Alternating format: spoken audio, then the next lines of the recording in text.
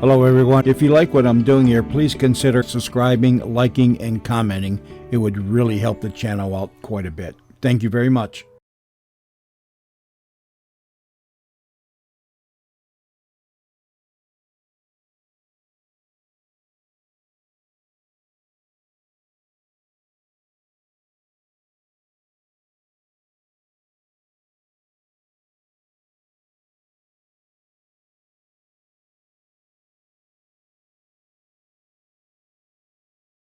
Buck Rogers in the 25th century.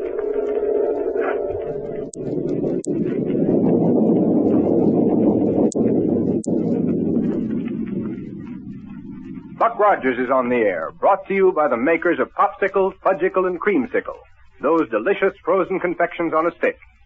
Now here's a message from the famous winner of the Typical American Boy contest, Popsicle Pete. Hey, kids. You should see the camera I picked out for you as a popsicle present. A real movie camera. You can get it free. Just save bags from Popsicle, Fudgicle, or Creamsicle. You get lots of swell gifts for those bags. Hundreds of them. Flashlight, Buck Rogers rocket ship, tennis racket, wristwatch, beautiful dolls, swell jewelry. Just save bags from Popsicle, Creamsicle, or Fudgicle on a handy stick. And when you're warm, isn't it great to have a big, cold, delicious popsicle, creamsicle, or fudgicle? Boy, are they good, and do they last. They're good for you, too. Pure and nourishing. And wrapped in those valuable gift bags. The biggest nickel's worth you can get. Get the free Popsicle gift list in your ice cream store. It's got a free coupon on it worth 10 bags. And now for more of the thrilling adventures of Buck Rogers in the 25th century. In our last episode, you remember, Buck, Wilma, and Dr. Hewer were at the Central Spaceport, getting ready to make a test flight in a rocket ship equipped with a new invention called the Gyro Cosmic Relativator. But before they could board it, the huge craft took off right before their very noses. And as we pick up our story tonight, we find them there at the spaceport, standing where the ship was parked and trying to figure out who or what made it take off. Here we go, 500 years into the future.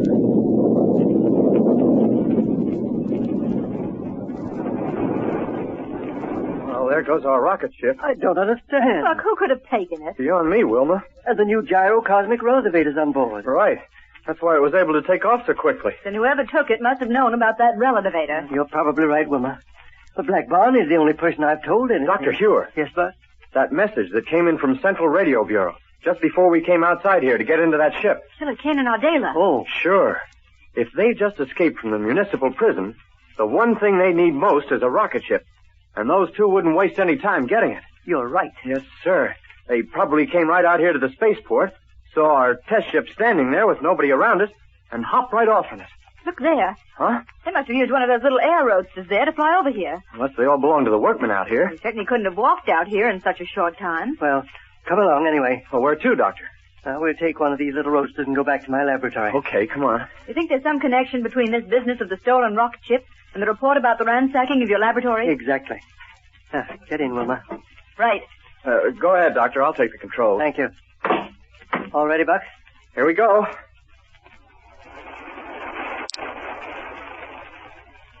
Now, we may all be a little excited over the events of the past few minutes, but it's necessary that we take stock of the situation as calmly as possible and decide what we're going to do. Good idea. The first thing that smacked of trouble was the call from Central Radio Bureau, saying someone had broken into your laboratory right after we'd left it. Yes. And right on top of that came word of Kane and Ardela's escape. Yeah. Immediately afterward, our experimental rocket ship took off right in front of our faces. Then it's easy enough to figure out. Kane and Ardela broke out of prison, ransacked your laboratory for whatever equipment they could get hold of, raced over to the spaceport, and made a quick takeoff. Sounds logical enough to me. I still don't see how they covered so much ground in such a short space of time. All depends on how long they were free before they were missed, Doctor. Yes.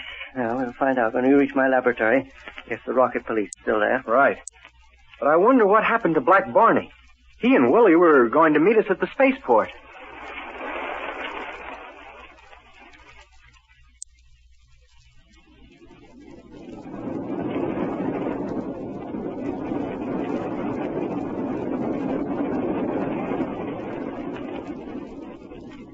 Well, Willie, it looks like this new invention of Dr. Yours on this here new test ship don't work. Yes, sir, Mr. Barney. I guess you're right, all right. Sure. I got all the power on she'll take, and we ain't even begun to move yet. What it was supposed to do was let us take off and be going 1,000 miles an hour right away, wasn't it? Yeah. So, take a look out of the Matella glass window and see if Lieutenant Wilmer and Captain Rogers and Dr. Ure is coming out of the spaceport office to get into this here thing. Yes, sir. Well, are they coming, Willie? Or did the big rocket blast scare them away? Well, what is it? What about it? Why don't you answer me? Mr. Barney. Willie, what's the matter? You look like you just saw a ghost. Look out of the window, Mr. Barney. Huh? Sure. Huh? Hey, Willie! You're a couple of 100 miles below us. But we didn't take off. You hear me? We didn't take off. Must be Dr. Ewer's invention. That's what did it. Oh, but it couldn't be on account of we didn't take off, I tell you. Yeah, that's what it is, sure. Boy, that's wonderful. Certainly had me scared for a minute, though. Yeah, me too. Why, Willie, you mustn't let a little thing like that scare you. And don't you see? What we're doing is making the first official drying-out trip of the first rocket ship that was ever equipped with this new gyro thing. Oh, is that what it is? Yeah, and we're saving them all the trouble of having to try it out. I thought you said you wanted to take off in it before they could, so there wouldn't be any danger for them. Yeah, that's right. For me and you to try it out is all okay on account of if it didn't work and the whole place blew up, it wouldn't make no difference. But I wouldn't want Lieutenant Wilmer, Captain Rogers, or Dr. Ewart to take no chances with something new like this. So that's why we done it. Boy, certainly a great invention. How does it work? Well, there's a lot of technical things about it I'm afraid you wouldn't understand, Willie. Well, I can try to understand, Mr. Barney. Tell me. Okay. Now, this here is a machine bolted down right here. Uh-huh. And the stuff on the side of it here is some kind of electric cells. Photoelectric cells. Yeah, that's what I was going to say. But what are all these gears for? Willie, that's what they call a sort of protono, hypnoto, deuterono, teleradio, and all that sort of stuff. Huh? You see, the gyro Thomas stuff on the super neutron goes around the ultra-hyper thing that's connected with the physics elementary connection. Well, I must say that whoever ransacked this laboratory of mine certainly made a good job of it. Yes, but Dr. Hewer, Yes, Wilma? where are the rocket police? Why are they going to wait here for us? Oh, here's your answer, Wilmer. Yes? What is it, Doctor? A note from their captain. Here's... Oh, Dr. Hewer. I've just received word of K.N.R. Dale break from municipal prison. Believe that to be a logical place for us to center activities. Signed, Captain Barton. And to be honest with you, I'm glad that they aren't here. Why do you say that, Doctor? It'd be much easier for just the three of us to look around here and see what's been taken. That's true. Well, where do we start? Calling Dr. That cosmic radio. It's like Barney calling. I'll take it. I wonder where he can be calling from. Well, Barney, this is Dr. Hewer. Dr. Ewart. Well, yes, this is Dr. Hewer. Well, Doctor, what do you think of me and Willie saving you folks a lot of risk and trouble, huh? Where are you, Barney, and what are you doing? Don't you know? No, of course not. Well, then guess. I dare you. No, Barney, you tell me. Why, Doctor, me and Willie's flying around up here in space trying out the new gyro thing of yours. What? Listen. You mean you're in the test ship we had waiting for us at the spaceport? Sure. Well, but Barney, how... Well, we figure the best way to keep you folks from risking yourselves by taking off with this new contraption was for us to do it. Oh, thank goodness it wasn't Shannon Ardela. Barney, Yeah? is everything all right? No trouble? No, sir. The ship works fine. Of course, it took me and Willie a couple of minutes or two to get it all organized out. How do you mean? Well, when I first turned on the power, we didn't feel the ship moving under us. It was just the same thing as though we had the rocket power on, only we didn't have it on. Just like we was being held down by a big rope or something. But at the same time, we could hear the motors roaring. Splendid. Then the new Gyro Cosmic Relativator works perfectly. Oh, good for you, Doctor. Sure, Doctor, it works fine. How about navigation with it? Any difference? not a bit of difference, Doctor. Well, then, even if you did deprive us of the privilege of making the first test with it, I'm mighty gratified to know the new Gyro Cosmic Relativator works all right. And now... Listen, Doctor. Yes? Would you please kind of do me a personal favor? What is it, Barney? Will you please say the name of this thing over again? Well, surely. You see, I started explaining it all out to Willie here. Yes. And when I come to telling him its name, it kind of slipped my mind. You know how it is, Doctor.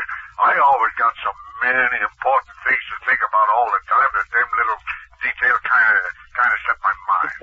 Poor old Bonnie. So if you don't mind, would you say it for me just one more, please? Barney, it's a Gyro Cosmic Relativator. You hear that, Willie? Yes, sir. Gyro Cosmic Relativator. That's it. You see, Doctor, didn't I always tell you that my Willie was going to be a great man someday? And that proves it. Well, now, Barney, Yeah? we're having a little trouble down here, and we're badly in need of that ship you're in. No kidding, Doctor. Yes. And here's what I want you to do. Yeah? Cut off the power right away. Yes, sir. There. Power's off, Doctor. Good.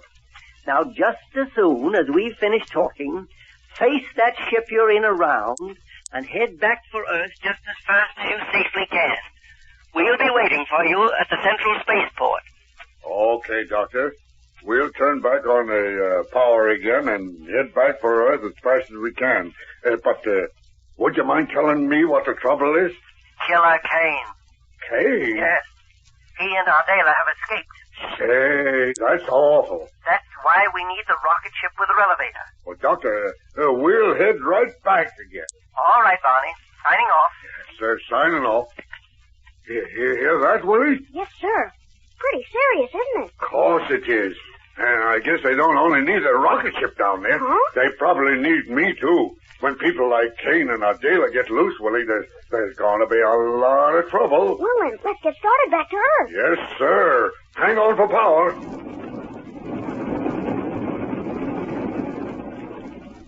Yes, sir. Everywhere they go, there's trouble. I know it. Killer Kane's dangerous. Very, very dangerous. Yes, sir. Why, if he was to see you coming at him, he'd like as not pull out a rocket pistol or a disintegrator and blow you. Where are you? Oh, you aren't afraid of him, are you, Mr. Barney? Oh, me? Yes, sir. Course I ain't. Me afraid of Killer Kane. That's a good big joke, that is. Well, Barney, Huh? I can't tell you how glad I am to know that. Now, listen, you must... Exactly right, Willie. Don't be a- Killer Kane. Well, with Kane right there aboard Black Barney's rocket ship, things don't look so good. But you're looking pretty good, Popsicle Pete. And where's that song you wrote? Gosh, I can't think for all these people. Oh, sure you can. Go ahead. They're all your pals. All right, here goes. Popsicle, popsicle, fresh fruit ices on a stick. They're so good and they're so big. Popsicle, popsicle, save the bags and get a gift with Popsicle. Well, that was perfectly terrific, Pete. And everybody loves popsicles. Those great big fresh fruit ices on a handy stick. And the bags are just as good as money for wonderful free gifts. Popsicles are made fresh every day from fine, wholesome ingredients.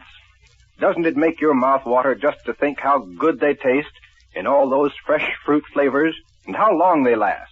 The best, biggest nickels worth anywhere. And don't forget, fellas and girls, save those bags from Popsicle, Fudgicle, and Creamsicle.